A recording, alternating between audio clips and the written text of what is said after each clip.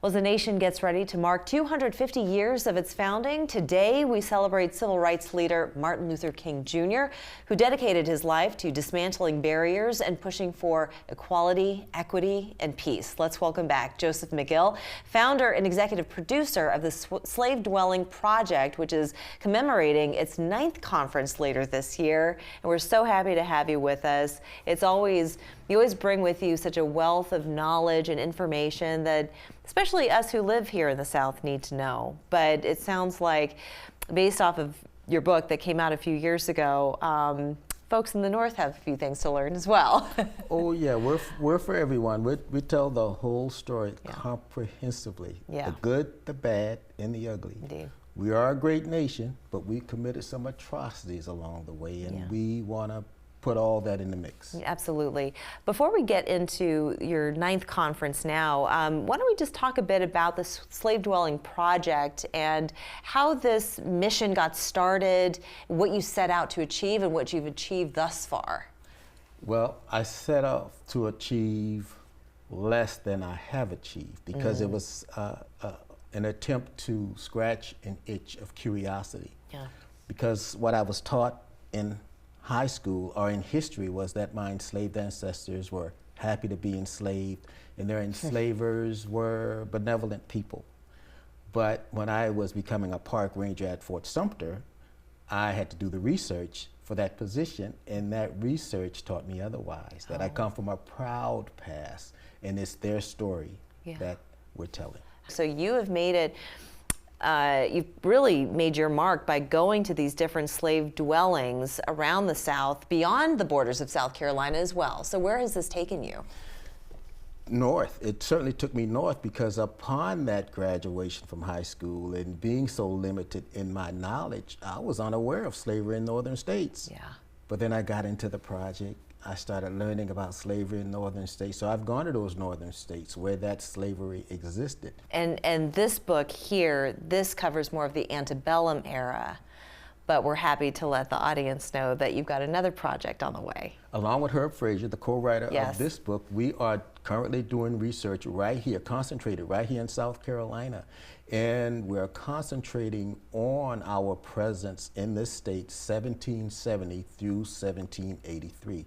And thanks to the 250th Commission, who has granted us the funds to conduct this research, we will be releasing the results in May of this year. As we approach our 250th, how do you think Dr. King would view his vision, you know, after visiting Penn Station, after visiting some of these places? What do you think that he would reflect on today? Well, I don't think we're there yet. Well, in fact, I know we're not there yet because you know, there once was a time we could go on his birthday to national parks for free. And we can't do that anymore. And that's a recent development. So I'm sure he would not be thrilled with that. Sure. And you've spoken about visiting the Lorraine Hotel, very deeply moving experience for you. How do physical spaces connect you to our past? Because obviously the slave dwellings, that will connect you, and they're precious. There's few standing. So how does that connect one to the past? Well, all places matter. Sure. All the places that matter are not necessarily associated with positive history. The Lorraine Hotel, where King was assassinated. I went into that space. I heard the music. And it felt like I was there. I stood on that balcony and I looked across from where James Earl Ray fired that shot. And those spaces, because I was there, it gave me that opportunity to have those feelings. Same applies to slave dwellings. Indeed. We can get those feelings there. Absolutely. Well, we do need to take a break, but when we come back, I want to talk about this conference that is coming up later this year. It's not for several months, but we're going to do that in 2 minutes. Don't go anywhere. Welcome back. We've been chatting with Joseph McGill, founder and executive producer of the Slave Dwelling Project, and you are going to be holding a 9th annual conference. So you've had 9 thus far, and this is going to be a pretty special one, marked by, of course, the nation's 250th that we've just been talking about. So tell us what the theme of this particular conference is. Well, the theme is, well, the title, and I'll read this as is, the 250 years and counting, reckoning, resilience, and remembrance. Yeah. We are going to highlight the African American presence in the state of South Carolina, 1770 through 1783.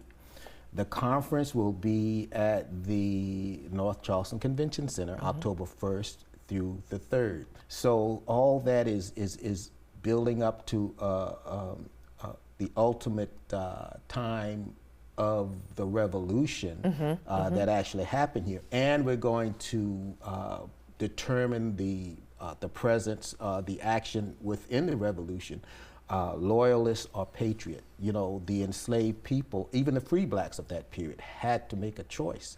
Who were they with? And I wanted to ask you this before we go. What is New School, SKOOL? Yes, New School. We're on various platforms.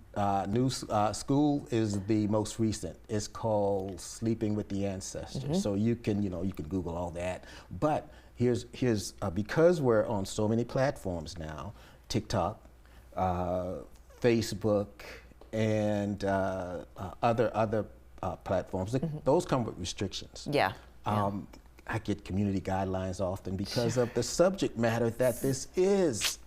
And now this New School platform will give us that opportunity to discuss this history openly and honestly. We don't have to worry about people getting offended by the history that they are encountering. That's a problem these days.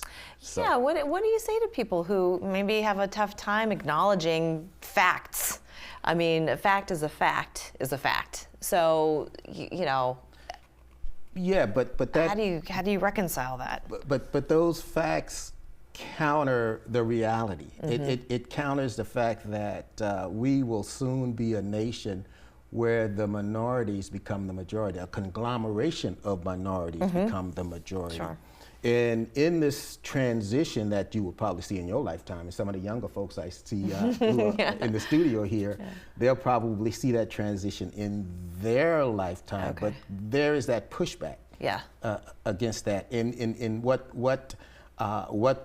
they're pushing back against are those atrocities of our past. That's right. And they want to keep our founding fathers as deities, godlike. Sure, yeah. But they were human. Yeah, yes, exactly. We all are. We are all human. Well, this is fascinating. Can't wait for your second book to come out with Herb Fraser. That's coming out in May. And of course, the 9th Annual Slave Dwelling Project Conference, 250 years and counting. That's going to be October 1st through 3rd in North Charleston. So hopefully we'll have you back on when your book drops, and then we can remind everyone about the conference coming up in October. Thank you so much, Joseph, for joining us today.